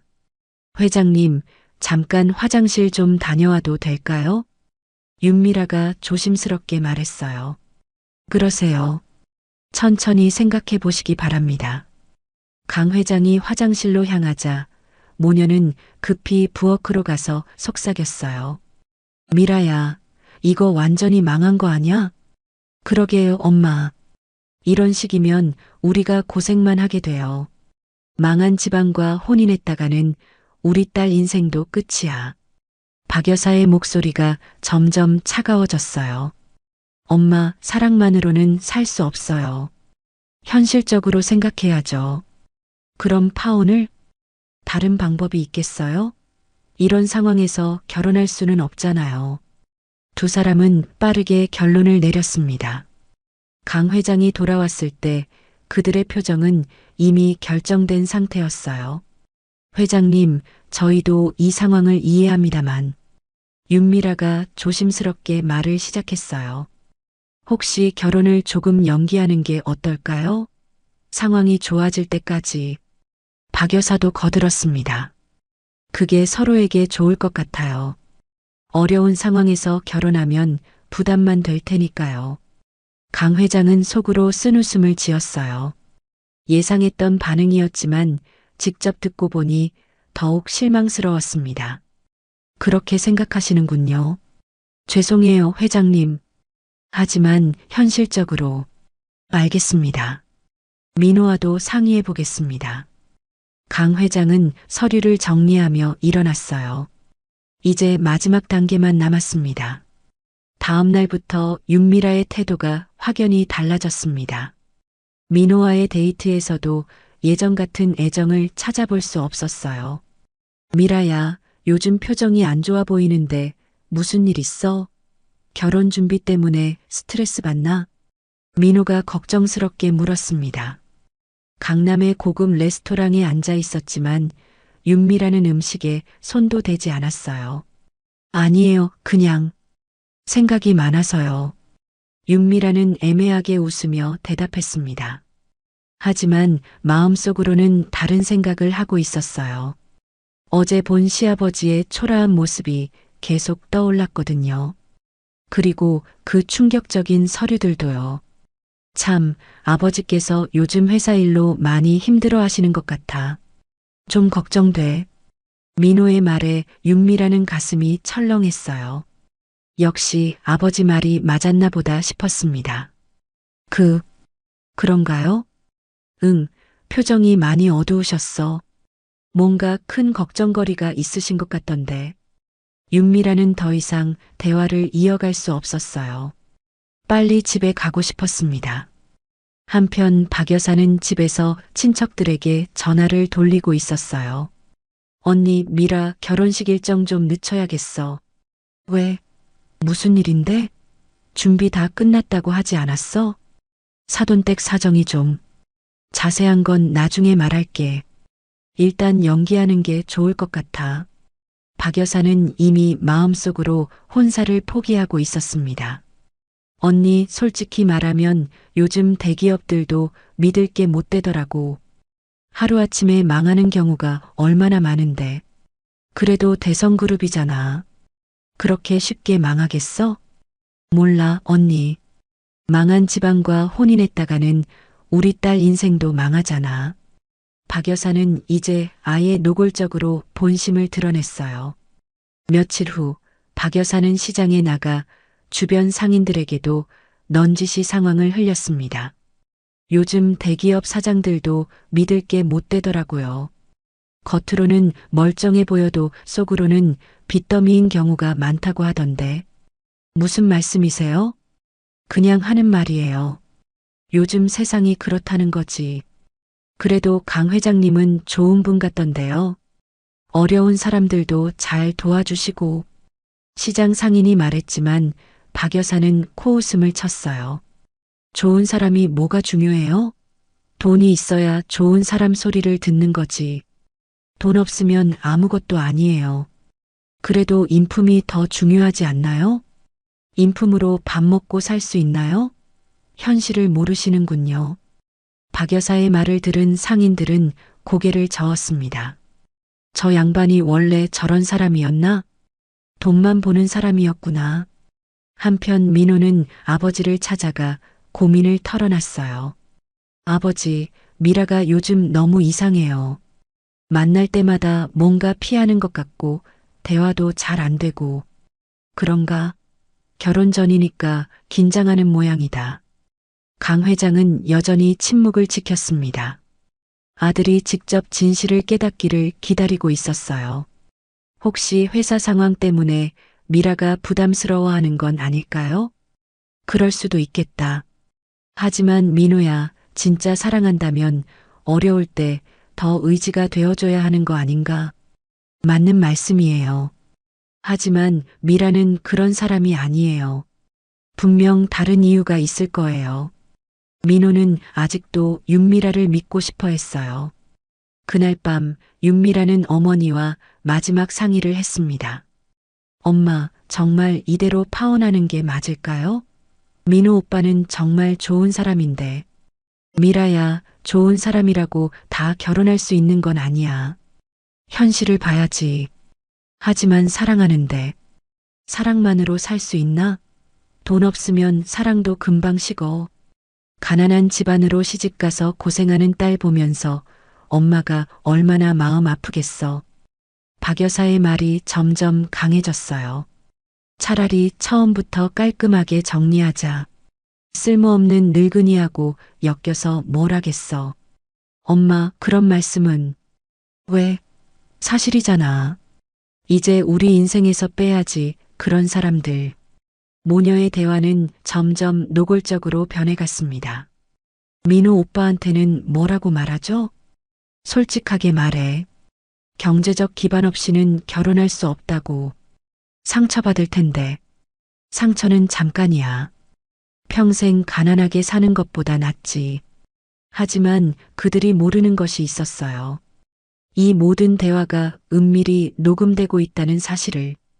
강 회장의 마지막 시험이 막바지에 다다르고 있었습니다. 이틀 후 강 회장은 대성그룹 본사에서 긴급 기자회견을 열었습니다. 평소보다 더 정중한 검은색 정장을 입고 머리를 반듯하게 빗었어요. 대회의실에는 주요 일간지와 방송사 기자들이 가득 모여들었습니다. 평소에 보기 드문 규모였어요. 오늘 중요한 발표가 있다고 들었는데 혹시 회사 위기설과 관련된 건가요? 부도설이 사실인지 확인해 주세요. 후계 구도에 변화가 있는 건가요? 기자들의 질문이 쏟아졌습니다. 강 회장은 차분히 자리에 앉아 마이크를 켰어요. 오늘 여러분들께 매우 특별한 이야기를 들려드리겠습니다. 그리고 그에 관한 증거도 함께 공개하겠습니다. 대형 스크린이 켜지면서 영상이 재생되기 시작했어요. 바로 며칠 전 시장에서 몰래 촬영한 영상이었습니다. 첫 번째 장면에서는 윤미라가 깔끔한 양복 차림의 손님에게 환하게 미소 지으며 친절히 대하는 모습이 나왔어요. 이 찻잔 정말 좋은 거예요. 특별히 할인해서 4만 원에 드릴게요. 정성스럽게 포장하며 인사하는 모습까지 선명했습니다. 그 다음에는 작업복을 입은 손님이 같은 찻잔을 물어볼 때의 장면이 이어졌어요. 그건 7만 원이에요. 비싸긴 하지만 품질이 좋거든요. 차가운 표정으로 대하는 윤미라의 모습이 대조적으로 보였습니다. 기자들이 웅성거리기 시작했어요. 이어서 더 충격적인 장면들이 나왔습니다. 허름한 할머니에게 물건을 만지지 말라고 하는 장면, 작업복 차림의 손님을 노골적으로 무시하는 장면들이 연속으로 재생됐어요. 그거 만지지 마세요. 깨뜨리시면 물어내셔야 해요. 살 형편도 안 되면서 괜히 만져서 뭐해요? 윤미라와 박 여사의 목소리가 회의실에 선명하게 울려 퍼졌습니다. 그리고 마침내 강 회장이 허름한 차림으로 다가갔을 때의 결정적 장면이 나왔어요. 할아버지, 여기서 맴돌지 말고 다른 데 가보세요. 요즘 이런 몰골로 다니는 사람들은 시장에도 못 들어오게 해야 해요. 박 여사의 독설이 그대로 녹음되어 있었습니다. 회의실이 조용해졌어요. 모든 사람들이 충격에 빠진 것 같았습니다. 이 영상의 주인공은 제 아들의 예비 아내와 그 어머니입니다. 강 회장의 목소리가 단호했습니다. 그리고 여기 더 충격적인 녹음 파일이 있습니다. 이번에는 윤미라와 박 여사가 집에서 나눈 대화가 재생됐어요. 망한 집안과 혼인했다가는 우리 딸 인생도 끝이에요. 돈 없으면 사랑도 소용없어요. 현실을 봐야죠. 쓸모없는 늙은이, 이제 우리 인생에서 빼야지. 마지막 문장이 나왔을 때 회의실 안이 술렁거렸습니다. 기자들이 서로 놀란 눈빛을 주고받았어요. 참고로 말씀드리면 대성그룹은 어떤 위기에도 처해 있지 않습니다. 강 회장이 폭탄 선언을 했어요. 지난주에 나돌던 모든 위기설은 사람의 진심을 확인하기 위한 시험이었습니다. 기자들이 일제히 펜을 들고 받아 적기 시작했습니다. 은행 잔고, 영원 서류도, 부도 위기 보고서도 모두 완벽하게 조작된 가짜였습니다. 진짜 위기는 이런 인성을 가진 사람들을 가족으로 맞을 뻔한 우리 집안에 있었죠. 한 기자가 손을 들고 질문했습니다. 그럼 결혼식은 어떻게 되는 건가요? 당연히 취소입니다. 제 아들도 이 모든 증거를 보고 스스로 결정했습니다. 바로 그 순간 회의실 문이 열리며 민호가 들어왔어요. 그의 얼굴에는 깊은 실망과 함께 결연한 의지가 묻어 있었습니다. 기자 여러분, 강민호입니다. 아버지의 시험 방법에 처음에는 반대했지만 결과를 보니 이해가 됩니다. 민호의 목소리가 회의실에 울려 퍼졌어요. 그리고 윤미라와의 결혼은 제가 직접 취소하겠습니다. 진정한 사랑은 어려울 때 더욱 빛나는 것인데 그 반대의 모습을 보았습니다. 또 다른 기자가 질문했어요. 회장님께서는 왜 이런 극단적인 방법을 선택하셨나요? 극단적이라고 생각하지 않습니다. 오히려 가장 정확한 방법이었어요. 사람의 진심은 위기 상황에서 가장 분명하게 드러나거든요. 강 회장의 답변이 끝나자 기자들이 더욱 활발하게 질문을 쏟아냈습니다. 이 기자회견은 당일 저녁 뉴스의 톱뉴스가 되었고 다음 날 모든 신문 일면을 장식했어요. 기자회견이 끝난 지 1시간 후 윤미라와 박 여사는 급히 대성그룹 본사로 달려왔습니다. 두 사람의 얼굴은 새하얗게 질려 있었어요. 회장님, 제발 한 번만 만나주세요. 윤미라가 로비에서 울먹이며 소리쳤습니다. 하지만 경비원들이 막아서며 올라오지 못하게 했어요. 미안하지만 회장님께서는 면회를 거부하셨습니다. 제발요. 오해라고 전해주세요. 박 여사도 필사적으로 애원했지만 소용없었어요. 민호가 로비로 내려왔습니다. 그의 표정은 차가웠어요. 민호 오빠, 정말 오해예요. 그런 뜻이 아니었어요. 윤미라가 민호에게 달려가며 팔을 잡았습니다. 미라 씨, 이제 그만하세요. 민호는 조용히 윤미라의 손을 뿌리쳤어요. 영상과 녹음이 다 가짜라는 거예요? 그럼 시장에서 우리 아버지를 쫓아내고 모욕한 것도 가짜였나요? 그건 그때 정말 몰랐어요. 정신이 없어서. 정신이 없을 때 진짜 모습이 나오는 거 아닌가요? 아버지 말씀이 맞았어요. 민호의 목소리에는 더 이상 애정이 느껴지지 않았어요. 쓸모없는 늙은이라고 하셨죠? 우리 인생에서 빼야 한다고 하셨고요. 박 여사의 얼굴이 더욱 창백해졌습니다. 그건 화가 나서 한 말이에요. 진심이 아니라고요. 화가 났을 때 나오는 말이 진심 아닌가요? 민호는 더 이상 들을 생각이 없었어요. 미라 씨, 그동안 고마웠습니다. 하지만 우리는 여기서 끝입니다. 민호 오빠, 제발 한 번만 더 기회를. 기회는 충분히 드렸어요. 아버지께서 위기에 빠졌을 때 저희를 버리려고 했잖아요. 민호는 돌아서서 엘리베이터로 향했습니다. 윤미라와 박 여사는 멍하니 서 있을 수밖에 없었어요. 며칠 후, 이 사건은 사회 전체의 화제가 되었습니다. 시장에서는 상인들이 이 이야기로 떠들썩했어요. 그때 우리가 다 봤잖아. 정말 대단한 일이었어.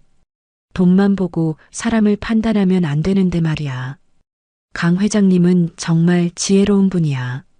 그런 시험을 생각해내다니. 그래도 좀 극단적이지 않았나? 아니야, 결혼 전에 확인하는 게 맞지. 결혼 후에 알면 더 큰 문제가 되잖아. 한편 윤미라와 박 여사는 집에 틀어박혀 지냈어요. 언론의 관심과 주변의 시선이 부담스러웠거든요. 엄마, 이제 어떻게 해요? 모르겠다. 이렇게 될 줄 알았으면 처음부터 그냥 진심으로 대했으면 됐을 텐데요. 하지만 이미 돌이킬 수 없었어요. 강 회장은 조용히 사무실에서 아내의 사진을 바라보고 있었습니다. 여보, 당신 말이 맞았어요. 사람의 진짜 모습은 어려운 이웃을 대하는 태도에서 드러나는군요. 그때 문이 열리며 손녀 세린이 들어왔어요. 할아버지, 괜찮으세요? 많이 힘드셨죠? 아니다, 세린아. 오히려 시원해. 진실을 확인했으니까. 세린은 할아버지 곁에 앉으며 걱정스럽게 말했습니다. 민호 삼촌은 많이 상처받으셨을 것 같아요. 그래, 하지만 지금 아픈 게 나중에 더 큰 고통을 막는 거다. 민호도 나중에는 고마워할 거야. 할아버지께서 옳은 일을 하셨어요. 저도 그렇게 생각해요. 고맙다, 세린아. 너는 정말 마음이 따뜻한 아이구나. 강 회장은 손녀의 어깨를 다정하게 어루만졌어요. 몇 주가 지나고 강 회장은 서재에서 아내가 남긴 일기를 다시 펼쳐봤습니다. 사람을 판단할 때는 겉모습이 아니라 마음을 봐야 해요. 어려운 사람을 돕는 마음이 있는지, 약한 사람을 무시하지 않는지, 그런 것들이 진짜 인격을 보여주죠. 특히 위기 상황에서는 더욱 분명해져요. 강 회장은 일기를 덮으며 깊이 고개를 끄덕였습니다. 아내의 지혜 덕분에 큰 실수를 막을 수 있었어요. 민호도 며칠 후 아버지를 찾아왔습니다. 아버지, 그동안 죄송했어요. 아버지 뜻을 이해하지 못했네요. 괜찮다, 민호야. 내가 사랑했으니까 마지막까지 믿고 싶었던 거겠지. 앞으로는 더 신중하게 사람을 만나겠어요. 그래, 진짜 사랑은 어려울 때 더욱 빛나는 법이다. 그런 사람을 만나거라. 부자는 서로를 이해하며 화해했어요. 창밖으로는 따뜻한 봄 햇살이 비치고 있었습니다. 대성그룹은 여전히 굳건했고 진실을 아는 사람들과 함께하는 새로운 시작을 준비하고 있었어요. 강 회장은 마음이 평온했습니다. 사람의 진심을 제대로 확인했고 아들도 올바른 선택을 했으니까요. 그날 저녁 강 회장은 세린과 함께 조용한 저녁 식사를 했습니다. 할아버지, 앞으로 회사는 어떻게 하실 거예요? 세린이 조심스럽게 물었어요. 진심을 아는 사람들과 함께 계속 이어나갈 거다. 너도 그중 하나고. 세린의 눈에 기쁨이 어렸습니다. 할아버지께서 보여주신 것처럼 저도 사람을 겉모습이 아니라 마음으로 판단하는 사람이 되고 싶어요. 그래, 세린아. 그게 바로 진짜 교육이다. 강 회장은 흐뭇하게 미소 지었어요.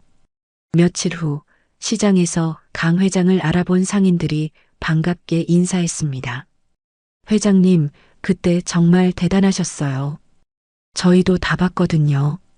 그 두 사람이 얼마나 심하게 굴었는지. 앞으로는 더 조심해야겠어요. 사람을 외모로 판단하면 안 되겠더라고요. 강 회장은 따뜻하게 대답했어요. 여러분들이 있었기 때문에 진실을 확인할 수 있었습니다. 고맙습니다. 시장은 여전히 활기찼고 사람들은 서로를 더욱 따뜻하게 대하고 있었어요. 한 달 후, 민호는 새로운 만남을 시작했습니다. 이번에는 시장에서 자원봉사를 하는 소박하고 착한 여성이었어요. 강 회장도 마음에 들어 했습니다. 아버지, 이번에는 정말 좋은 사람인 것 같아요. 그래, 진심은 행동에서 나타나는 법이다. 부자는 서로 웃으며 이야기를 나눴어요. 윤미라와 박 여사는 결국 조용히 다른 지역으로 이사를 갔습니다. 더 이상 서울에서 생활하기 어려웠거든요. 강 회장은 아내의 사진 앞에서 마지막 인사를 올렸습니다. 여보, 당신이 가르쳐 준 대로 했어요. 사람의 진심을 확인하는 방법을요. 민호도 이제 제대로 된 사람을 만날 거예요. 사진 속 아내는 여전히 따뜻하게 미소 짓고 있었어요. 대성그룹은 더욱 단단해졌고 진정한 가족의 의미를 깨달은 강 회장은 평온한 일상을 되찾았습니다. 그리고 무엇보다 중요한 것은 사람을 판단하는 진짜 기준을 확인했다는 것이었어요. 따뜻한 봄날, 강 회장은 손녀 세린과 함께 시장을 걸었습니다. 상인들의 밝은 인사를 받으며 그는 진정한 행복이 무엇인지 다시 한번 깨달았어요. 진심은 어려울 때 드러나고 진짜 사랑은 위기 속에서 더욱 빛난다는 것을, 그리고 그런 사람들과 함께하는 삶이 가장 소중하다는 것을요. 3개월이 지난 어느 봄날, 강 회장은 다시 그 전통시장을 찾았습니다. 이번에는 평상복을 입고 당당하게 걸었어요. 어머, 회장님, 어서 오세요. 그때 윤미라의 자리에 있었던 상인 아주머니가 반갑게 인사했습니다. 그날 일은 정말 잘하셨어요. 저희도 다 지켜봤거든요. 고맙습니다.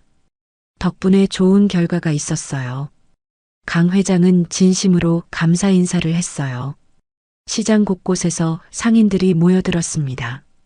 모두 그날의 일을 기억하고 있었거든요. 회장님, 그 여자들 어떻게 됐어요? 한 상인이 궁금해하며 물었습니다. 조용히 다른 곳으로 이사 갔다고 들었어요. 아들 결혼은 물론 취소됐고요. 당연하죠.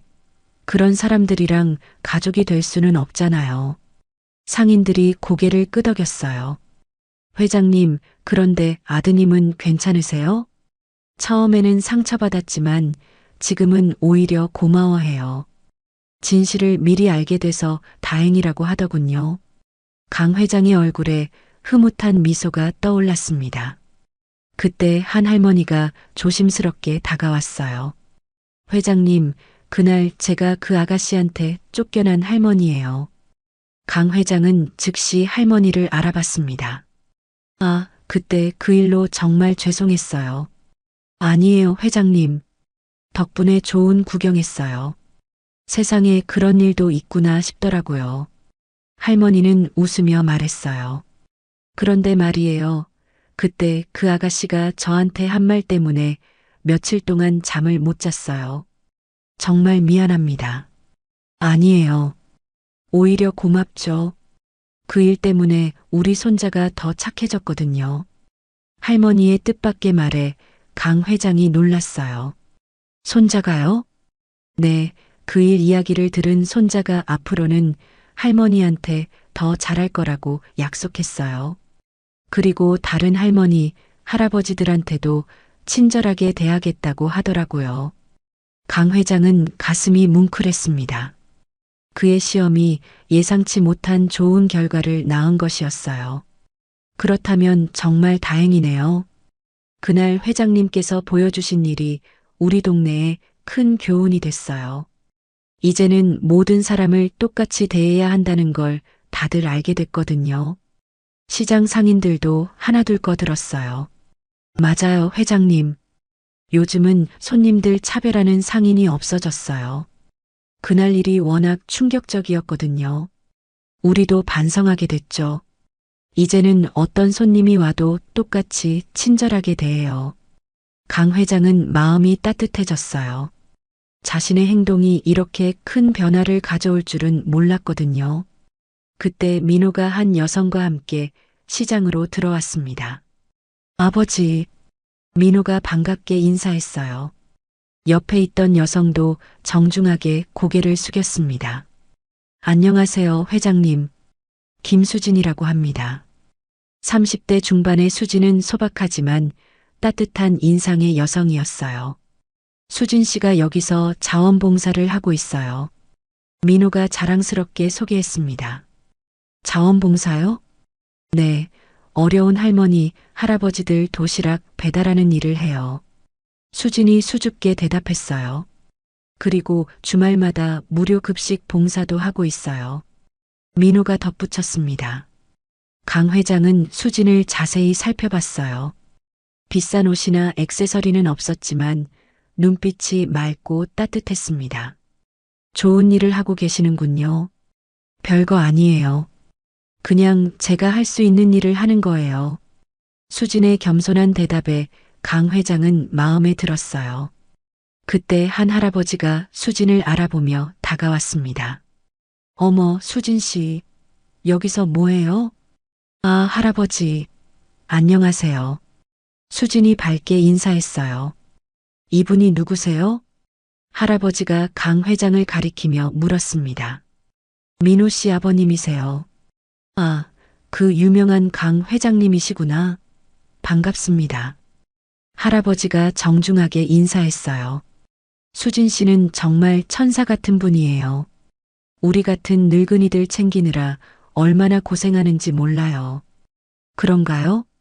강 회장이 관심 있게 물었습니다. 매일 도시락 가져다 주시고 아픈 데 있으면 병원까지 데려가 주시고 정말 고마운 분이에요. 할아버지의 칭찬에 수지는 얼굴이 빨개졌어요. 할아버지, 과찬이세요. 과찬이 아니야. 요즘 같은 세상에 이런 마음씨 가진 사람이 어디 있어? 강 회장은 수진을 보며 마음이 흐뭇해졌습니다. 윤미라와는 정반대의 사람이었어요. 수진 씨, 언제부터 봉사활동을 시작하셨어요? 3년 전부터요. 어머니가 돌아가시고 나서 시작했어요. 어머니가요? 네, 어머니가 생전에 항상 말씀하셨거든요. 어려운 사람들을 도우며 살라고요.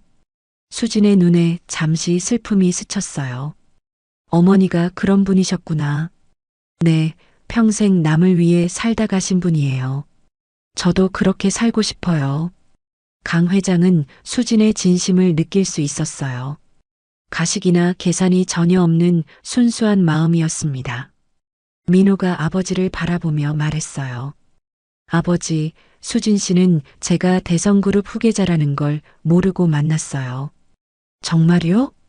네, 그냥 시장에서 봉사하는 평범한 사람으로만 알고 있었거든요. 강 회장은 더욱 만족스러웠어요. 지위나 재산을 보고 접근한 게 아니라는 뜻이었으니까요. 수진 씨, 혹시 민호가 누군지 알고 나서 태도가 달라지지 않았나요? 강 회장이 조심스럽게 물었습니다. 아니요, 전혀요. 오히려 부담스러워했어요. 민호가 웃으며 대답했어요. 왜 그런 중요한 걸 미리 말하지 않았냐고 화내더라고요. 정말 놀랐어요. 그런 분이 왜 저 같은 사람이랑. 수진이 수줍게 말했어요. 강 회장은 수진의 순박함에 감동받았습니다. 이런 사람이야말로 진정한 며느리감이었어요. 수진 씨, 앞으로 자주 뵐 수 있겠네요. 네, 회장님. 잘 부탁드려요. 수진이 정중하게 인사했어요. 그날 강 회장은 마음이 한결 가벼워졌습니다. 아들이 드디어 진정한 사랑을 찾은 것 같았거든요. 시장을 떠나며 강 회장은 생각했어요. 그 힘들었던 시험이 결국 모든 사람에게 좋은 결과를 가져다 준 것 같다고요. 윤미라와 박 여사도 어디선가 반성하며 새로운 삶을 살고 있기를 바랐습니다. 그리고 수진 같은 진실한 사람과 함께하는 민호의 앞날이 행복하기를 기원했어요. 진정한 사랑과 진심은 이런 것이구나. 강 회장은 하늘나라의 아내에게 감사 인사를 올렸습니다.